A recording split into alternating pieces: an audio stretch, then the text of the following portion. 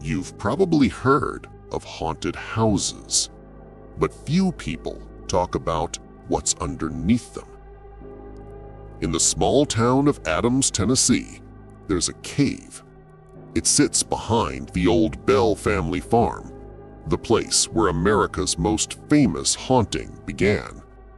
They call it the Bell Witch Cave.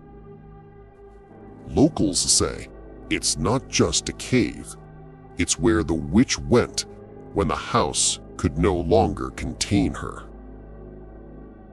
The story goes back to the early 1800s. John Bell and his family began hearing scratching beneath their floorboards, then whispers, voices calling their names at night. They prayed, they searched, but the sounds only grew louder until one voice spoke clearly. "I am the spirit who was wronged." She called herself Kate Betts, a neighbor who claimed the Bells had cheated her in a land deal. And after her death, she came back, not for justice, but for vengeance.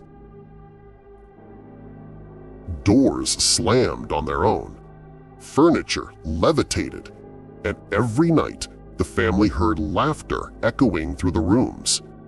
When John Bell fell ill, the voice whispered by his bed, "He will never rise again."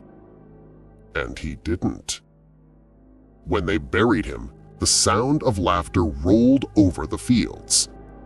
People swore they saw a shadow disappear into the nearby cave. And from that day on, no one went inside alone. 2 centuries later, the cave still stands. Tourists visit, ghost hunters film, but what they capture isn't always what they expect. Some report the sound of a woman breathing right behind them, even when they're alone. Others say something tugs at their shirts or brushes their necks, as if unseen hands are reaching out. The air grows cold, flashlights flicker, and sometimes a low voice murmurs in the dark, "You shouldn't have come here." Locals say the witch doesn't haunt the Bell house anymore. She moved into the cave. They say she follows those who mock her story, those who laugh, those who come just to take photos. If you leave the cave and hear soft footsteps behind you, don't turn around, don't run, because she doesn't like being seen. And if you acknowledge her, she might just follow you home.